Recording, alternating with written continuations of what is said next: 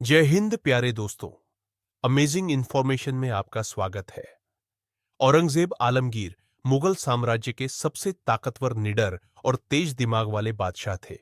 उनका शासनकाल मुगल साम्राज्य का सबसे शानदार काल रहा था।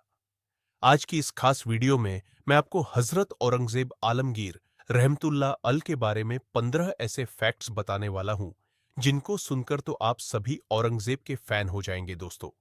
औरंगजेब आलमगीर का जन्म 3 नवंबर 618 में गुजरात के दाहोद में हुआ था। वह शाहजहां और मुमताज महल की तीसरी औलाद थे। उनके जन्म के वक्त शाहजहां गुजरात के गवर्नर थे। औरंगजेब आलमगीर मुगलिया सल्तनत के छठे बादशाह रहे थे। औरंगजेब के समय में ही मुगल सल्तनत दक्कन से लेकर अफगानिस्तान तक फैल गई थी। यानी औरंगजेब वो अकेला देशभक्त बादशाह था जिसने अखंड भारत बनाया था। और औरंगजेब को आलमगीर की उपाधि से नवाजा गया, जिसका मतलब होता है विश्व विजेता। क्योंकि औरंगजेब इतने ताकतवर और बहादुर थे कि वह जिससे भी जंग करते थे वह डर के मारे पहले ही हार मान लेता था। दोस्तों, औरंगजेब को बचपन से ही इस्लामी तालीम और फौजी तालीम दी गई थी। वह एक हाफिज कुरान थे। यहां तक कि औरंगजेब ने इस्लामी कानून पर एक मशहूर किताब भी लिखी, जिसे फतवा आलमगीर के नाम से जाना जाता है। शाहजहां के बीमार पड़ने के बाद ही औरंगजेब ने अपने 3 भाइयों के साथ सत्ता के लिए संघर्ष किया और उनको रास्ते से हटाकर सन 1558 में मुगल सल्तनत के छठे बादशाह बन गए। यह सच है कि औरंगजेब ने कुछ हिंदू मंदिरों को तुड़वाया था, मगर धर्म के नाम पर नहीं, बल्कि सत्ता के लिए उन मंदिरों में औरंगजेब के खिलाफ षड्यंत्र रचे जाते थे। इसीलिए उन मंदिरों को तुड़वाया गया। इसके उलट औरंगजेब ने मथुरा और अयोध्या के कई मंदिरों को दान भी दिए और यहां तक कि जमीन भी दी थी। वो मंदिर आज भी मौजूद है। औरंगजेब आलमगीर ने अपनी हुकूमत का ज्यादातर वक्त दक्कन यानी दक्षिण भारत में बिताया था। उन्होंने बीजापुर और गोलकुंडा रियासतों के खिलाफ कई जंगें लड़ी थी और सन 1886-87 में दोनों रियासतों को जीतकर मुगल साम्राज्य में मिला लिया था।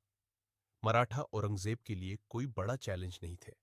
मराठा हमेशा गोरिल्ला वार करते थे, यानी छुपकर वार करते थे। और इतिहास की किताबों में मराठाओं को डकेट भी कहा गया है, क्योंकि मराठा अपने आसपास के कबीलों को लूट लिया करते थे। मराठाओं ने 2 बार सूरत में भयंकर लूटपाट मचाई थी। जब मराठा औरंगजेब के लिए सरदर्द बनने लगे, तब औरंगजेब ने 1665 में मिर्जा राजा जयसिंह को फौज देकर भेजा। शिवाजी मुगलों का सामना नहीं कर पाए और घुटने टेक दी। इसी जंग के बाद शिवाजी ने मुगलों के साथ समझौता किया और अपनी रियासत बचाने के लिए अपने 23 किले मुगलों के हवाले कर दिए। यहां तक कि शिवाजी ने मुगलों के अंडर रहकर अपनी रियासत चलाई थी। शिवाजी ने खुद दक्कन में कई जंगों में मुगलों का साथ दिया था।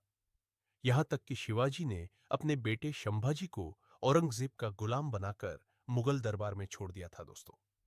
औरंगजेब आलमगीर एक इंसाफ पसंद बादशाह थे। वो हर जाति धर्म के लोगों के साथ इंसाफ किया करते थे। कहा जाता है कि औरंगजेब ने अपने महल के बाहर एक जंजीर लटका रखी थी, जो सीधे औरंगजेब के कमरे तक जाती थी। जिस किसी को भी इंसाफ चाहिए होता था, वो उस जंजीर को खींच देता था और फिर औरंगजेब खुद उसकी फरियाद सुनकर इंसाफ करते थे। औरंगजेब आलमगीर को जिजिया टैक्स के लिए बदनाम किया जाता है, जबकि हकीकत यह है कि औरंगजेब ने सिर्फ अमीर हिंदुओं पर ही जिजिया टैक्स लगाया था। हैरानी की बात है, औरंगजेब को सबसे ज्यादा बदनाम करने वाले ब्राह्मणों पर यह जिजिया 55 टैक्स माफ था। इसके बराबर में औरंगजेब ने अमीर मुसलमानों पर जकात टैक्स लगा रखा था। औरंगजेब पर हिंदू विरोधी होने का इल्जाम लगाया जाता है, जबकि हकीकत यह है कि उस वक्त के 90 हिंदू राजा महाराजा औरंगजेब के रहमो करम पर अपनी रियासत चला रहे थे। औरंगजेब के दरबार में तकरीबन 30 से 40 अधिकारी हिंदू समाज से थे। औरंगजेब की हुकूमत के शुरुआती दौर में भारत की अर्थव्यवस्था दुनिया में सबसे ज्यादा थी। पूरी दुनिया भारत के साथ व्यापार करने आती थी, मगर औरंगजेब के आखिरी वक्त में मराठों विजयनगर और गोलकुंडा रियासतों के साथ जंगों की वजह जैसे माली हालात कमजोर होते चले गई। औरंगजेब ने अपनी हुकूमत में शरिया कानून लगा रखा था, क्योंकि भारत में हद से ज्यादा अंधविश्वास और कुरीतियां फैल गई थी।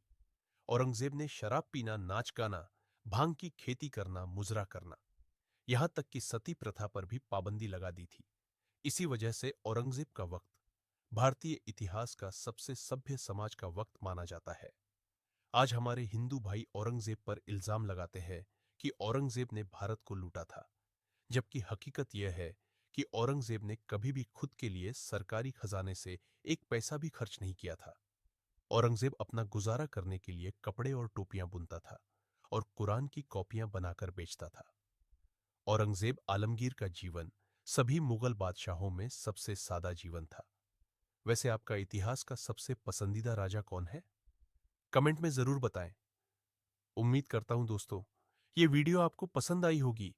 वीडियो को लाइक शेयर जरूर कर देना। मिलते हैं अगली वीडियो में। तब तक के लिए जय हिंद। खुश रहो, खुश रखो।